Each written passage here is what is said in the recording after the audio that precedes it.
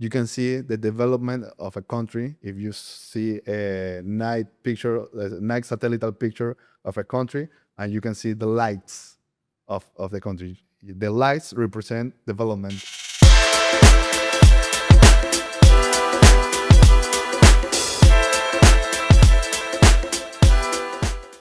So yeah, tell me about what you got going on right now to start. Okay. Well, at first, I'm an entrepreneur from our beautiful country, Panama. Uh, I guess you are enjoying already. Yep. Yeah. Um, It's the Mecca here. yeah. And like, I'm a very curious person. I love to create. I love to build. I love to create solutions to community. Um, that drive me to study civil engineering, and through a lot of ventures, challenges in my journey, I end up being the co-founder and CEO of, in Spanish, Consultores IND.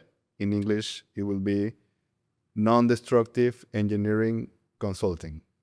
We diagnose the structures of buildings through non-destructive testing to get like the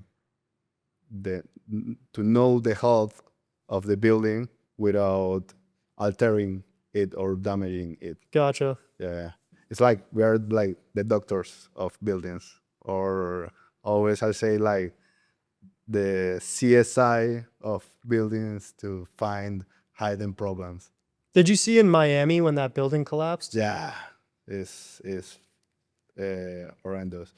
Yeah, that's the main problem, because here, like here in Panama and all part of the world, the the people like to build, but they don't like to maintain the building. You know, they have felt like this mindset to build.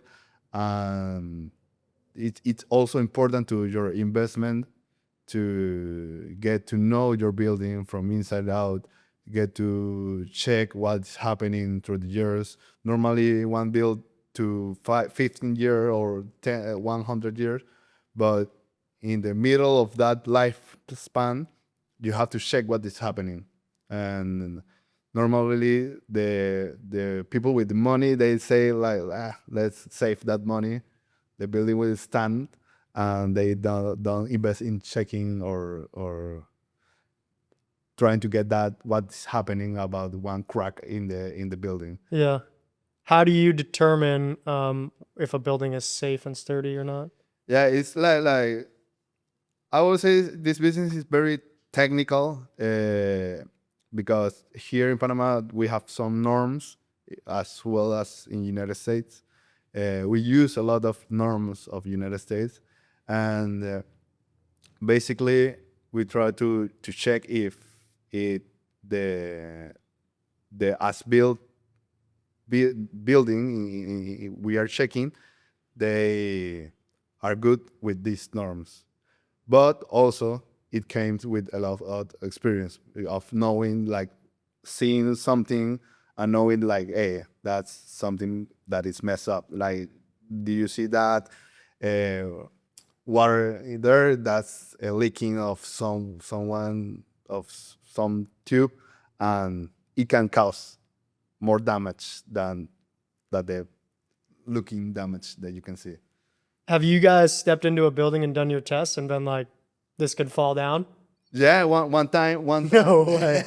one time, some brothers contact us. They are like these Venezuelan youth brothers that came with a lot of money, and they came here to Panama, and they built a residential business, a residential building. And in the front of that building, in the next terrain, they saw this building that is like only 3 stores and it's in concrete. It's not finished. The bank owned that structure, and they buy it to the bank, but they don't check if they complain to the plans, if it equals to the plans, and they call us to like, hey, let's check if it's good, because we want to build a 21 store hotel there. and we go like, okay, let's check. We go, we check the bars, we check the concrete, we do all what we do, and at the end we are like, hey, this not the same as you buy. That's not the same as the plans. It's everything fucked up. It's like all the bars are like if you want to build that 21 building in there, you're gonna be fucked up in 5 years. And they was like, oh, well, let's sue the bank. Wow. And I don't know what happened. The building's still there, but I knew that in that case, we saved them a lot of money, Yeah. and that's why what we want to educate the people. Like you can investing some money in this testing can save you a lot of more money if you don't test what you are doing. How'd you get into this business? Well, that's a huge story. Um, I was like I started working in this kind of business like in 2018. There was this old lady called Sia Elena Lee. She's like this. She was like this magnificent lady in the engineer community here in Panama. She, in like 60 years ago, they bring from United States this technology that is the ultrasonic testing to concrete, and they start that business. She dedicated his life to the business. She doesn't have like a husband. She doesn't have kids, and she dedicated his life. And in 2018, we get to know, and she needs some help because she was old already. She was in wheelchair and all the stuff. And I started in helping her with some project, like managing the people, like managing some projects. And passing by the years, 2018, 2019, I mainly was like directing the business for her. She was like receiving the money and pay us, but I was like talking with the clients, firing people, contracting people, and getting new projects. And suddenly it came the pandemic. Obviously, the all stopped. And then in 2021, we started again to some projects. And in 2023, basically, I was running the business, but she suddenly died from a heart attack in the hospital, and she doesn't left anything like testament, like anything right. It was like a huge thing because she told us in life that she want us to continue the business, and with all the equipment and all the stuff, and suddenly she's gone, and we're like, oh, I told my friend that was working with me, like, this is gonna become mafia because it's like I know a lot of people want to that business, Yeah. and I was like okay, I need to get to know the other owner because there were three owners, his mother, and both were dead, and it left one more. I was like, I got to know him, and in the funeral, I stand up. I talk in the funeral of No. Lena. Yeah, I was like, hey, she was my mentor. She was my friend. She was like, we were there with her in his company. And suddenly, when I came down, they came this Chinese man, old man, he's a big lawyer here in Panama. And he Wow. came to me like, hey, I'm Tal. I got to get a meeting with you because we had to talk. We were like, okay, let's go. Like in 2 weeks, I go to his office, a huge office, and he told me like, hey, I'm gonna get out the here in Panama we say Sociedad Anónima. In United States the LLC. He wanna step out, so the company will get with any owner, and the company will blur out. Yep. So he told me, start your new company, get the equipment, and continue. I was like, okay. We are in the middle of a project in Cologne, a big project. I have to talk with the client. Like, hey, you can't pay this account because the one that managed the account is not here. You have to pay me to my personal account. Holy shit. And it was a lot of things, but thanks God it's like that they pay us with that money. We started the new business with all the legal stuff. Um, we get the equipment, and we keep like since 2023 we keep the business running. Obviously, it was like I get to step up in the organizational ladder. I told my coworkers like, hey, now I going to take care of the finance. I got to take care of the strategic. Got to take care of the clients. So I need help. I need to, and all the journey since 2023 to now was that like making the A team to the business and trying to get all the operational system, all the operational process to grow, to get to more people, to get to mega projects, and we have to get clients that were very big. But that's the story of a very like fascinating story, Yeah, it's crazy. like a legacy. Yeah, that's insane. Yeah, yeah. That's some crazy adversity to get thrown your way randomly. Yeah, it's amazing. I always thought it's like a gift from her to us, Yeah. and we got to maintain it. Are most of your clients Spanish speaking, or are they international throughout the world? Mainly Spanish, mainly Spanish. They always there's one or two like today we have the team in the residence of the Qatar ambassador. So he's speaking English, but mainly Spanish because mainly it's project here in Panama. We want to go outside internationally, but mainly here in Panama. I was wondering because, like, obviously Panama is such a melting pot. Where does all the like infrastructure and money in Panama? Like, you see so many high-rise buildings and like, Yeah. Here in Panama is curious because one day I see I read in internet like you can see the development of a country if you see a night satellite picture of a country, and you can see the lights of the country. The lights represent development, and when you see Panama, we are a very thin country. yeah, They mainly focus here in the city, and we got like we're 10 province, and each province have its town, but the main like megapolis that you see with a lot of buildings is here in Panama City. So it's like the money flows here in the city mainly. If you want like be where the money is moving, you got to be here. The benefit of Panama is that you can go to the other extreme of the country in less than 5 hours. So it's not that like long distance to like live in the countryside and work here. I once did in the pandemic. I live in the countryside and my business were here.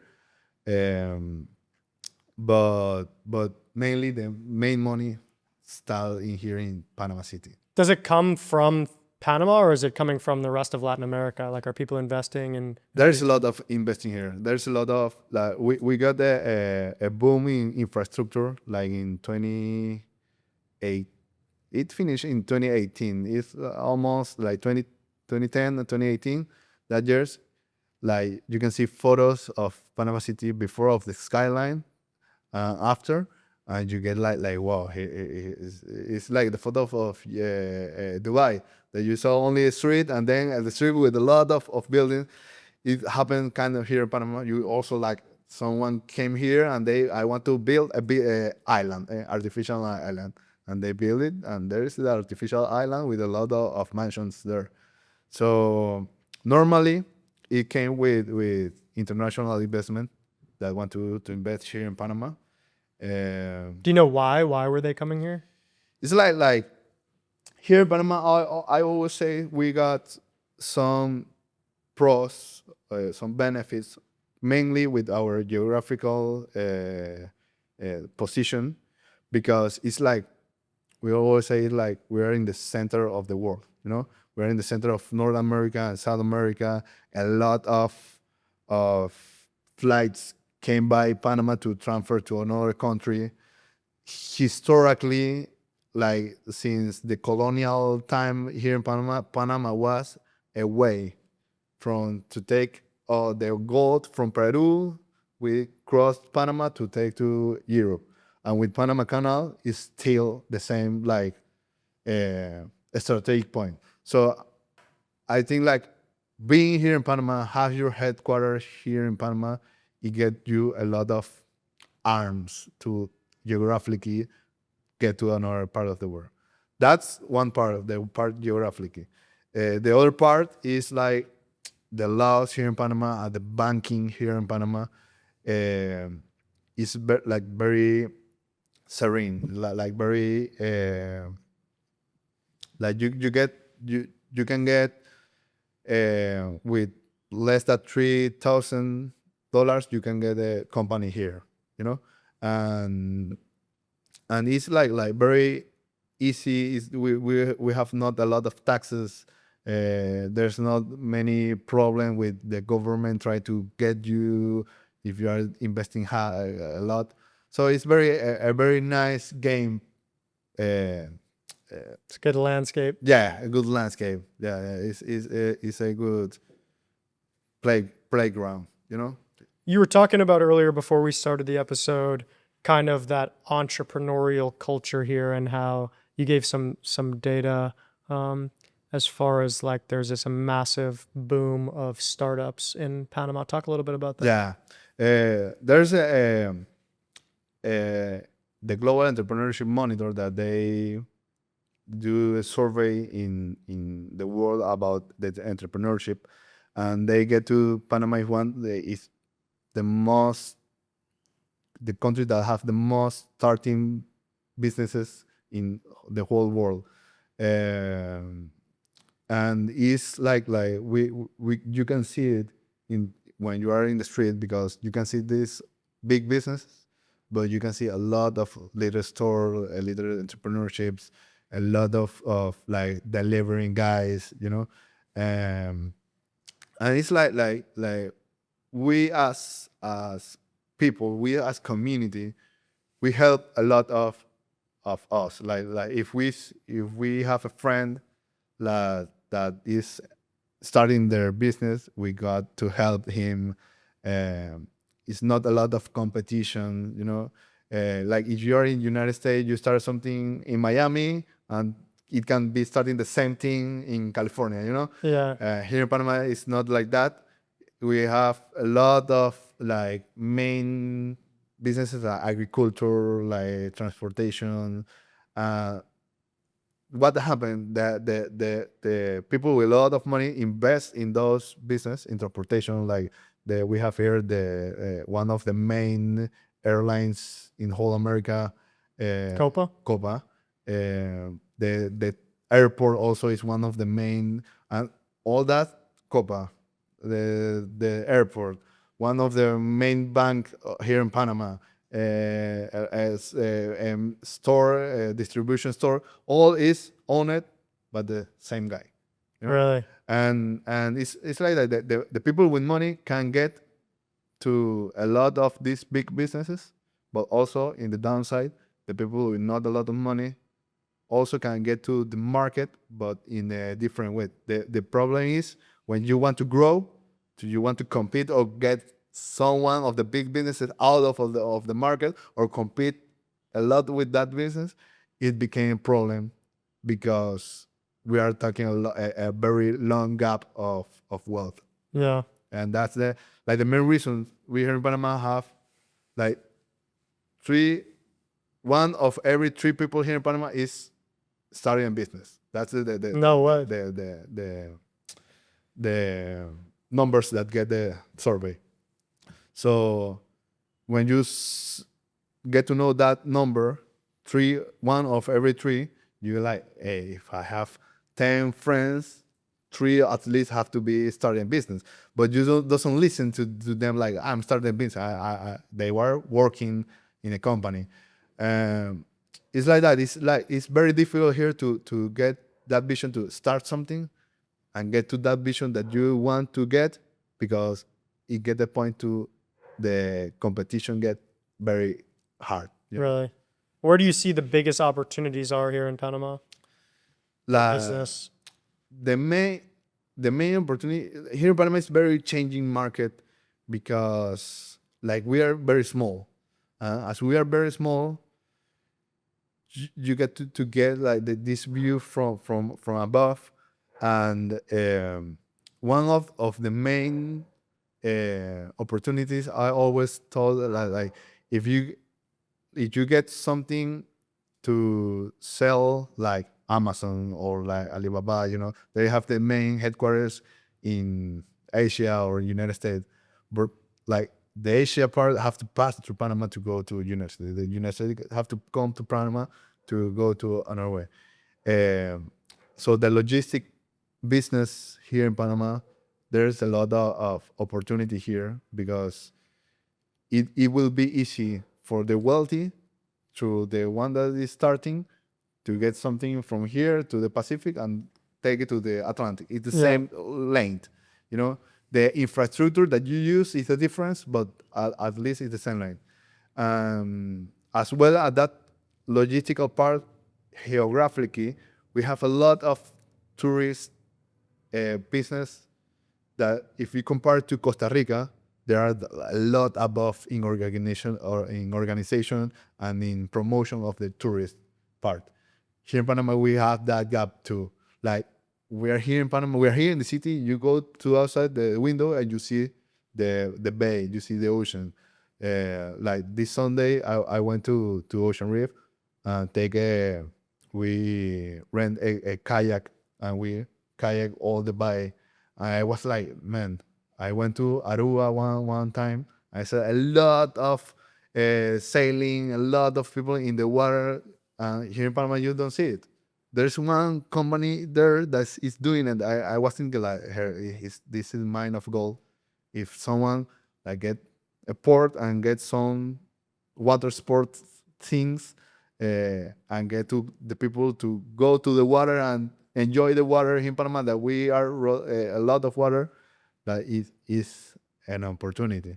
So I think here is a lot of arms of opportunity to get. Yeah, it's surprising to me that Panama is kind of neglected as a tourist destination. A ton of people go to Costa Rica, a ton of people go to Colombia, but they don't think about Panama. And Panama has all this incredible infrastructure, and it's on the US dollar. It has a much higher quality of life. It's a lot safer. A lot safer. Yeah, people don't think of it as a place to go visit. Yeah, and one I told you before that, like Boca del Toro was one of the main tourist places here in Panama, and I get to know people that they came to they take an airplane to Panama City, and they doesn't go to Panama City. They don't visit Panama City. Straight to Bocas. Straight to Bocas. And when they came back, straight to the airport and go to their country. Yeah. That's mainly the promotion of our country, the promotion of here in Panama City.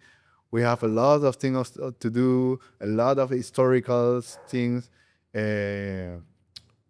Here, like you say, we use the dollar. We are not that. We are not a cheap country, but we are also not a expensive country. We're like in the middle. I was reading last time that there's a market here that is called the medical tourism, the health tourism. Yep, I've heard of that. Yeah, and it's cheaper to someone to get a treatment here in Panama than get a treatment in the US. And there's a opportunity. You can get those people, and you organize the flight, you organize the hotel, you organize the health care that they want to get. It's gonna cost cheaper than in United States. I think that's the opportunity here, that we have to use our tools, our benefits to get that leverage of those benefits, and try it and go and look for it, fight for it, because we have a lot of leverage here. Yeah. What do you think the limitations are? What makes it difficult for an entrepreneur to succeed in Panama? I think one of the main reasons is the mindset that is too inside us since we are born, because the entrepreneurial mindset is like a new thing here. Uh, Way before the business, the one that have the money now was because in the past they get land for cents. You know, a lot of land of cents. They use the corruption of the government. They succeed in where we have a military government here, and now since 1990, 1989, that we are mainly a democratic country. So we have like 30 years of democratic. Yeah. And in those 30 years, we're like growing. And now we're seeing like this pushing to the entrepreneurial mindset. So before that, the mindset was the mice wheel, you know, the go study, get go to work, have a family, and retire. And the one thing that when I was young that I see is like the retirement here. If you go through the way that they told you, the the public hospital here is not that great, you know. But you see the U.S. people coming to retreat here in Panama. Yeah. So it's like It's what? like there's a Johns Hopkins here. Yeah. It's like why they're coming here to get a retreat, and we that live here can get that kind of retreatment. That's why like it's more like an educational problem. You got to get to the people to know that we here in Panama have leverage. We can use that to get where the people that we see that have these mega businesses, Right. and get to it's like getting the fear out of the mindset of the people here in Panama. Wow, it's very interesting. Yeah, What do you think that takes to make that happen? I think it's happening. It's happening very hard. We have a lot of organization here in Panama. There's Ciudad de Saber. That's a whole place that they focus on science, on entrepreneurship. What is that? The Ciudad del Saber, is that the city of knowledge? city of knowledge. Yeah. We got the government part of entrepreneurship, the AMPIME. They also like the government. They're like pushing a lot more to get people to start their business and helping them. The banking is also like getting this line of credits to entrepreneurs. So I think it's happening right now. It will be a lot of failure because normally the one that came and get that opportunity is not me. It's not the one that are in my like in this level, you know. But it's the one that want to sell the gummies, the one that want to sell the juice, the one that want to sell something, get to that, get this stand and start selling some manual stuff, you know. The thing of that is good, but it's not a growing business. It's not exponential. It's not a scalable business. So I think now is the moment to start changing that mindset to entrepreneur to more startup mindset, you know, Yeah. to more innovation, to more technology, to more to use not the leverage, the geographical leverage, but the technological leverage to here in Panama. Like you told me, you have a school community and all the stuff here in Panama. You can count with the hand the people that are doing business in that kind of platform like school or Wow. WAP, you know. It's hard to know that there's a lot of money moving in those markets, in those platform. And here in Panama, we can the people are not thinking about that. What would be your single piece of advice for entrepreneurs? What have you learned through your entrepreneurial journey that you would give to entrepreneurs? It's like don't hesitate to try. Like if you, I always think that the ideas are like flying, and they're trying to find some head to create it and bring it. I believe in that too. Yeah, and bring it to reality. And if the idea came to your mind and you don't take action, It'll go to someone else. they go to someone else. Yeah, and it's like you can failure. It's like you can start your manufacturing. You can start selling whatever you want. You can sell empanadas if you want, but if you try it, you learn about it, and just keep learning about a lot of of tools, a lot of thinking. You can get to that point to scale your business to another level using the models that you can see in other country. So like not focus here in Panama, not close your eyes to here. Like try to put yourself in another plane and watch from another side the playground. Right. It's the same play. It's the same game for everybody. The strategy and the action in the game is what changed Yeah. the journey of each one. That's great advice. Yeah. Where, if people are interested in your services or maybe connecting with you to get some advice, where can they find you? Yeah, you can find me in Instagram as Emilio Chi, Emilio Chi CHI, and my company also in Instagram like Consultores IND, and we have a webpage www.consultoresind.com. So you can find me if you want to talk with me about entrepreneurship, about business. I love this kind of stuff, and you can text me and I will be available. Hell yeah. Well, I appreciate you coming on. Hey, thank you too. For sure. Thank you for being here in Panama.